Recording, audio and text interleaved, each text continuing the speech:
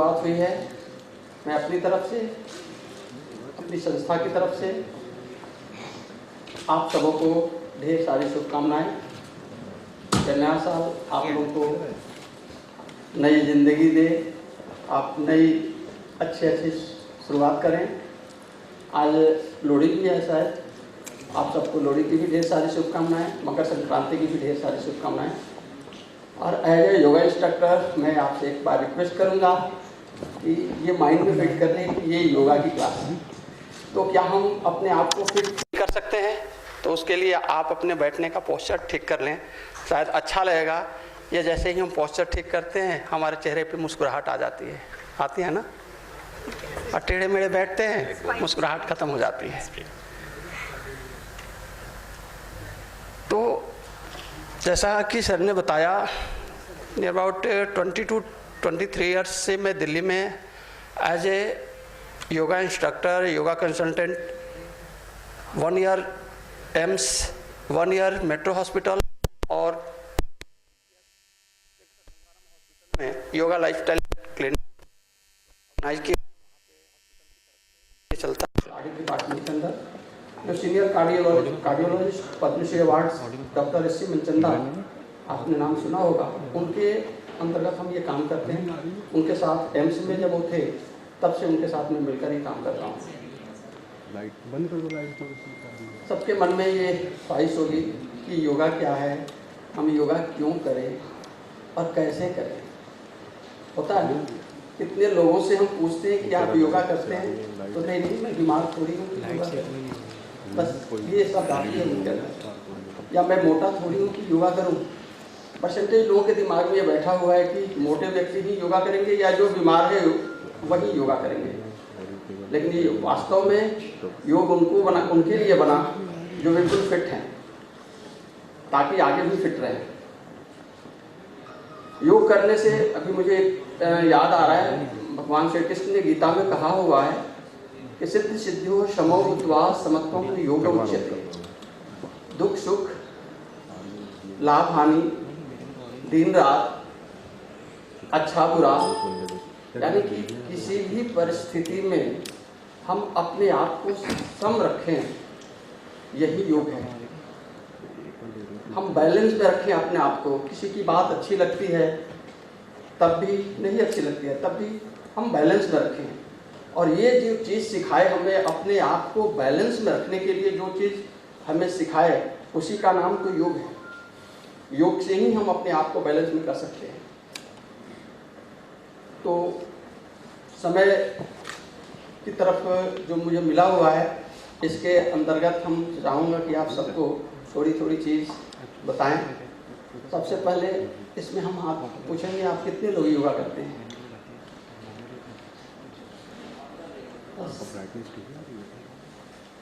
प्राणायाम कितने लोग करते हैं? मेडिटेशन कितने लोग करते हैं? आपने, जब आपको मैं बताऊंगा, मेडिटेशन हमारे हिसाब से सब लोग करते हैं। रोड क्रॉस करना होता है, माँ बेटे से कहती है बेटा ध्यान से रोड क्रॉस करना, वहाँ भी ध्यान है, वहाँ भी मेडिटेशन है। लेकिन हम अपने आप को उतना कंसंट्रेट नहीं कर पाते हैं क्योंकि हमें रास्ता पता नहीं है कि हम कैसे उस मंजिल तक पहुँचे। जिस मेडिटेशन की हम बात करते हैं वो थोड़ा अलग हटके है। मेडिटेशन एक ही तरह का होता है, चाहे खाना खाते समय आप अपना ध्यान अगर खाने में लगाएं वो ध्यान हो गया। तो मैं थोड़ी थोड़ी चीज़, थोड़ी एक्सरसाइज के बारे में एक्सरसाइज भी कराऊंगा। चेयर योगा जो हम कराते हैं हॉस्पिटल में, ऑफिस में, हमारे बहुत सारे कॉर्पोरेट ऑफिस में हम चेयर योगा कराते हैं, तो थोड़ी एक्सरसाइज भी कराऊंगा, प्राणायाम भी बताऊंगा और मेडिटेशन भी कराऊंगा। आपको टिप्स दूंगा जो आप भूले नहीं, आप घर पे जाके करते रहिए और आपको फ़ायदा देगा और टोटली साइंटिफिक होगा। कैसे हम बीमार होते हैं, योगा करने से हम कैसे फिट हो जाते हैं, आपको एक छोटा एग्जाम्पल के साथ मैं बताना चाहूँगा। किसी भी व्यक्ति को स्वस्थ रहने के लिए 2 चीज़ों की ज़रूरत पड़ती है। कॉलर माइक होगा है क्या? तो मुझे लग रहा है कि बहुत दूर में आप लोगों से हो गया हूँ, थोड़ा नज़दीक आ जाता है।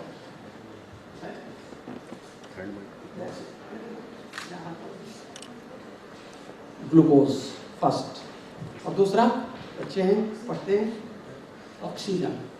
ये दो चीज़ अगर पूरी मात्रा में हर व्यक्ति को मिले वो 100% physical, mental, emotional, spiritual fit रहेगा। इन दोनों में किसी चीज़ की कमी होगी तो हम अनफिट हो जाते हैं। लेकिन आपको एक बहुत अच्छी चीज़ बता रहे हैं कि जैसे आपके घर में स्टोर रूम है वैसे ही आपके शरीर में भी स्टोर रूम है जहाँ ग्लूकोज स्टोर रहता है। आप एक टाइम खाना नहीं खाते फिर भी ग्लूकोज उसके चलते मरते नहीं हैं, लेकिन थोड़ी देर श्वास बंद करके देखें क्या होता है, जीवन खत्म।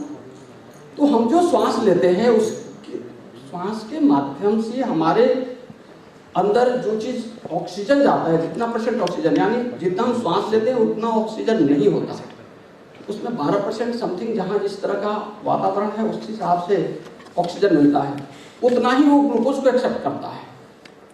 और हमारे ब्लड में ग्लूकोज और ऑक्सीजन दोनों का जब मिश्रण होता है तो कार्बन डाइऑक्साइड, एनर्जी और वाटर, ये तीन चीज़ों का प्रोडक्शन होता है। कार्बन डाइऑक्साइड श्वास के माध्यम से बाहर निकल जाता है, पानी हमारे शरीर की कमी की पूर्ति करता है, शरीर में जितनी वाटर चाहिए एक्सेस होता है निकल जाता है यूरिन के माध्यम से। एनर्जी क्या होता है? एनर्जी हमारे शरीर की फैक्ट्री के अंदर काम करने वाले जितने भी ऑर्गन्स हैं उसमें बराबर बराबर हिस्सों में बांट दी जाती है, जिसको जितनी जरूरत होती है। लाइक आप लोग ऑफिस में काम करते हैं, सबको बराबर सैलरी तो नहीं, जो पोस्ट के हिसाब से सबको सैलरी मिलती है, सैलरी नहीं मिले तो आप काम करेंगे? कोई है ऐसा जिसको सैलरी नहीं मिले काम कर सकता है? हाँ जी, वो भी नहीं करते, उनको भी कुछ चाहिए। सर एक एग्जाम ये करने के लिए कोई नहीं करेगा, मैं बताऊँ, मुझे इतना अनुभव जरूर है कि कोई नहीं करेगा। होता क्या है, जब सैलरी नहीं मिलती है तो सपोज एचआर डिपार्टमेंट या अकाउंट्स डिपार्टमेंट या अदर डिपार्टमेंट्स के लोगों को जब सैलरी नहीं मिलती है तो परेशानी कहाँ होती है? उनकी फैमिली में। बच्चे इंतजार करते हैं ये पापा को 5 तारीख को सैलरी मिलेगी, बुक खरीदूंगा, झोला लाऊंगा, अपना थैला लाऊंगा या कपड़ा लाऊंगा, ये सारी तैयारियां होती है। सैलरी नहीं मिलती है, बीवी को तैयारी होती है कि दूध वाले को दूंगा पैसा, सब्जी लाने के लिए पैसा चाहिए। 5 तारीख को जब सैलरी नहीं मिलती है तो परेशानियां खड़ी होती है, बैंक से निकालते हैं जो रखे होते हैं, काम चला लेते हैं। नेक्स्ट मंथ में भी जब नहीं मिलती है तो क्या करेंगे? किसी से कर्ज लेंगे। नेक्स्ट मंथ में भी अगर सैलरी नहीं मिलती है तो बोलेंगे यार ऐसे डिपार्टमेंट में, ऐसी कंपनी में काम करने से अच्छा है हड़ताल कर दो, तो उस डिपार्टमेंट के लोग ताला लगा देते हैं। ये मैसेज कहाँ जाएगा? चेयरमैन के पास। ये अकाउंट्स वाले लोग काम करना बंद कर दिए। चेयरमैन सबको नहीं बुलाता, उसमें जो हेड होगा उसको बुलाएगा और वो बोलता है कि ये पैसा ले जाओ, सबको दे दो, बोलो कि काम करना शुरू करें, नेक्स्ट मंथ से सबको सैलरी मिलेगी। लेकिन बार बार ये घटना घटती है उस कंपनी में, तो क्या होगा? जो उसमें हेड होता है उसकी भी तो फैमिली है, उसे भी तो पैसे की जरूरत पड़ती है, तो पूरी कंपनी में ताला लगा देता है। ठीक उसी तरह से हमारे शरीर के साथ भी होता है। मैं ये छोटा एग्जाम्पल इसलिए दिया कि आपके माइंड में आ जाए। वैसे ही हमारे शरीर के साथ होता है। हमने जो ऑक्सीजन लिया, ग्लूकोज के साथ मिलकर के जो एनर्जी का प्रोडक्शन हुआ, वह एनर्जी हमने टेंशन में आकर के, अपने गलत पोस्चर को रख करके, लंग्स की कैपेसिटी को कम कर दिया, जिसके चलते हमारे लंग्स की क्षमता कम हो गई और ऑक्सीजन की मात्रा कम हो गई। ऑक्सीजन की मात्रा कम हुआ, ग्लूकोज को कम एक्सेप्ट करेगा और उससे क्या होगा? प्रोडक्शन एनर्जी का कम हो जाता है और एनर्जी का प्रोडक्शन कम होते ही सेल्स, इस शरीर की फैक्ट्री के अंदर जो ऑर्गन्स हैं उसको एनर्जी कम मिलती है और जिसे ज़्यादा जरूरत होती है उसे कम मिली तो क्या करेगा? उसी फैक्ट वो स्ट्राइक कर देता है और वो जब स्ट्राइक करता है तो वहाँ दर्द शुरू होता है। Like cervical bone, cervical bone में पेन होने लगा तो सर्वाइकल बोन बोलता है कि मैं अब काम नहीं करूँगा, गर्दन नहीं हिलाऊंगा, मैं इधर की चीज़ को नहीं देखूंगा क्योंकि दर्द हो रहा है, वो स्ट्राइक पे चला गया। अब ये मैसेज आता है किसके पास? चेयरमैन के पास। आपका चेयरमैन क्या है? आपका ब्रेन है। ब्रेन के पास ये मैसेज आता है, भाई सर्वाइकल बोन काम करना बंद कर दिया। ब्रेन डायरेक्ट सर्वाइकल बोन से कुछ नहीं कहता, वो यूनियन लीडर को फोन मिलाता है और आपके शरीर का यूनियन लीडर पता है क्या है? हार्ट को मैसेज देता है कि जहाँ से भी हो, जैसे भी हो, एनर्जी की व्यवस्था करो। तो हार्ट क्या करता है? चेयरमैन की बात माननी है, अपनी स्पीड को बढ़ा देता है। आपने देखा होगा बैठे हुए कई बार लोग लंबा सांस लेता है, आपको भी होता होगा, आप रेट कीजिएगा, और जैसे ही थोड़ी सी करते हैं थोड़ा अच्छा फील होता है। यानी हार्ट अपनी स्पीड को बढ़ाता है, लेकिन आपको जानकर हैरानी होगी कि same day same time hypertension की बीमारी शरीर में जन्म ले लेती है, क्योंकि हार्ट पे हमने प्रेशर दिया। और ये उस समय साइंटिफिक ऐसा कोई मशीन नहीं होता जो फाइंड आउट कर सके कि आपको हाइपरटेंशन की प्रॉब्लम है। मिनिमम 10 ईयर, 10 साल के बाद जाकर के पता चलता है, थोड़ी एनर्जी की प्रोड्यूस होता है। बार बार जब ये घटना घटती है तो यूनियन लीडर की भी तो फैमिली होती है, वो जिस दिन स्ट्राइक करता है तो क्या होगा? हार्ट अटैक होता है ना।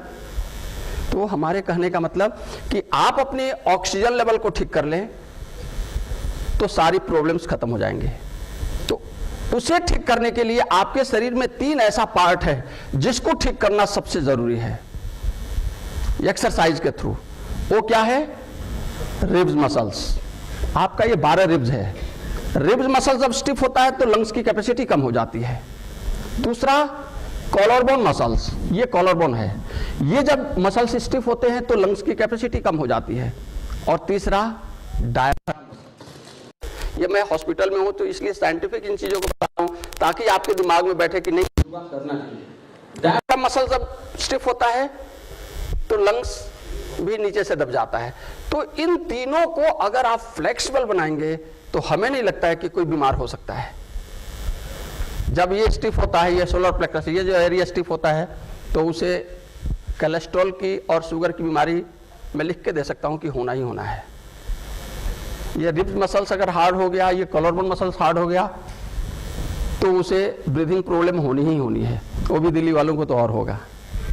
तो मैं चाहूंगा कि ज़्यादा left up and write down, ये भी 5 times.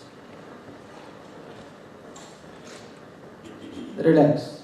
Next, right up and left down.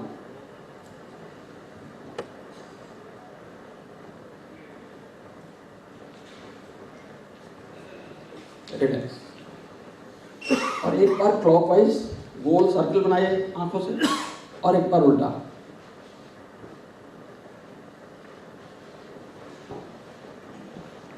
Relax. ये करते समय आपके थोड़ी सी मसल्स थक जाते हैं, तो इसको ऐसे चारों तरफ से पुश करके रिलैक्स कर दीजिए।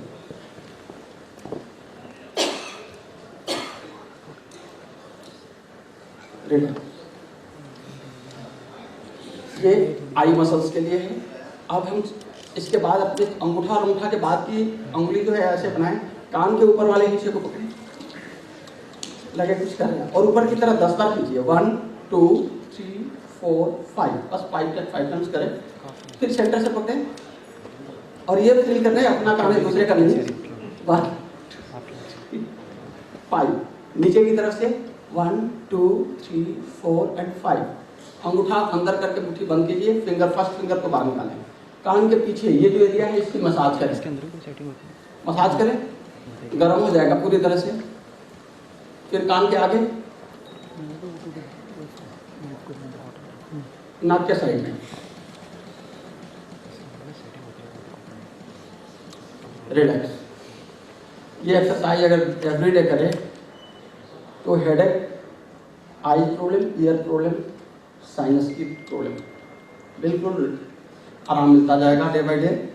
इससे फर्क पड़ेगा। 3 मिनट की एक्सरसाइज है, आराम से कर सकते हैं, मुश्किल से ज़्यादा 3 मिनट लगेगा। इसको आप टाइमिंग 5 to 10 टाइम्स भी कर सकते हैं।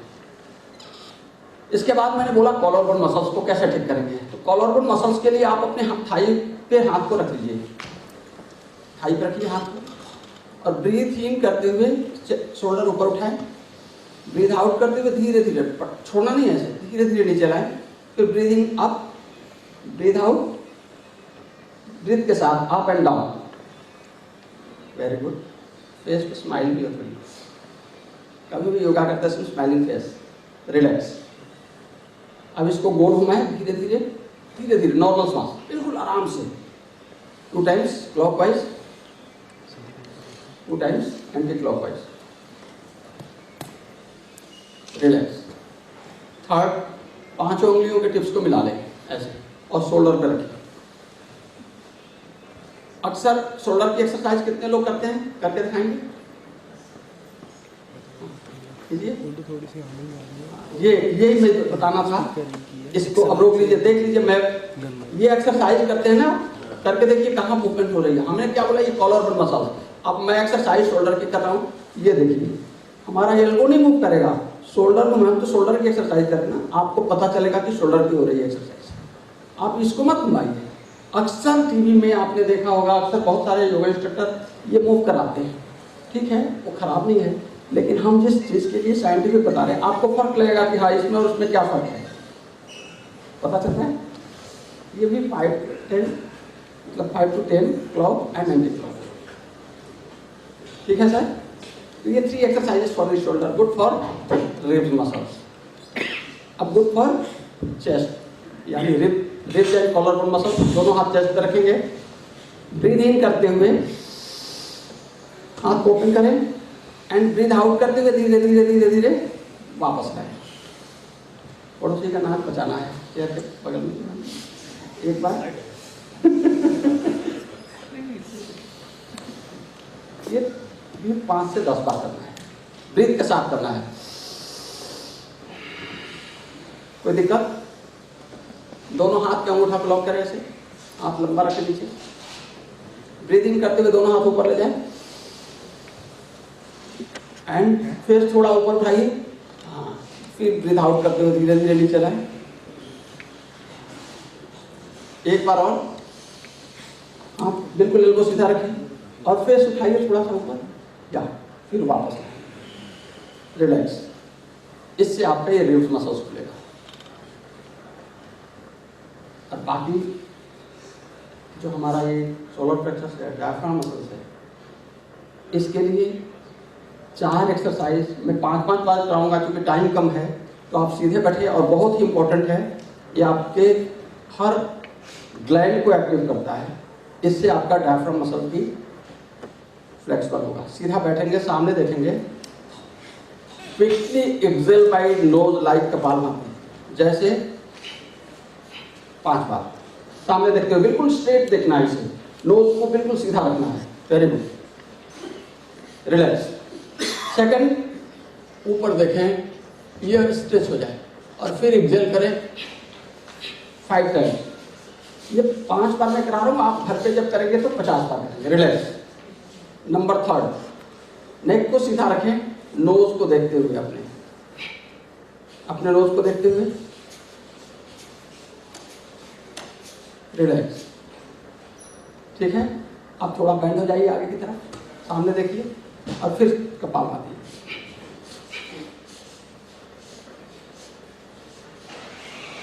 ठीक है, समय की तरफ घड़ी इशारा कर रही है, टाइम नहीं है। तो ये 4 एक्सरसाइज है, तो इससे diaphragm muscles, ribs muscles and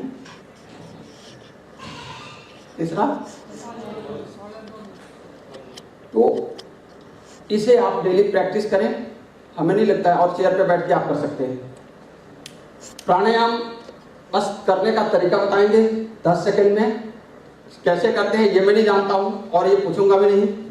अंगूठा के बाद की 2 उंगलियों को मिलाइए, बड़ी छोटी है ऐसे गोल कर लीजिए, सॉफ्ट बना लीजिए, दोनों आईब्रो के बीच रखें। राइट नोस्ट्रल पे अंगूठा को रखें, लेफ्ट पे थर्ड फिंगर, बिल्कुल स्ट्रेट। राइट हैंड से करना है, राइट हैंड से। अब लेफ्ट से सांस लेना, राइट से छोड़ना, राइट से लेना, लेफ्ट से छोड़ना। ये पोस्चर पे ध्यान रखना है, हाथ ऐसे रखना, ऐसे नहीं करना, ऐसे नहीं करना, या ऐसे नहीं करना। बस ये 2 उंगली यहाँ और ऐसे ऐसे भी आती है, ऐसे नहीं करना है। ये 2 उंगली दोनों आईब्रो के बीच, हाई में नहीं डालना है, ऐसे रखना है। समझ में आ गया?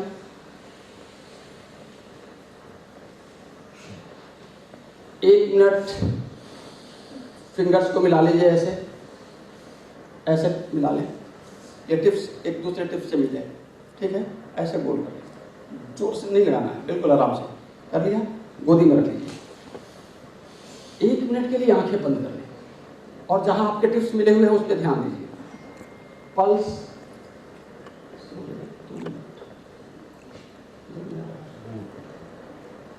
फील कीजिए, दोनों हाथ के उंगलियों के टिप्स पे जो कुछ भी हार्ट बीट पल्स कुछ फील हो रहा है फील कीजिए।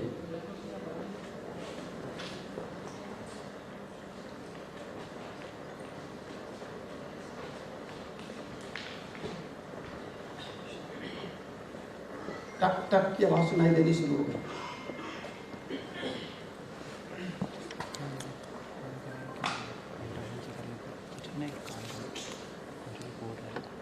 रिलैक्स। किसको किसको फील हुआ?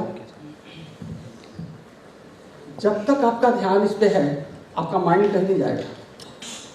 यही आप पुनः एक बार आप लोगों को बहुत बहुत धन्यवाद। किसी को अगर कुछ पूछना हो जानना हो तो पूछ सकते हैं।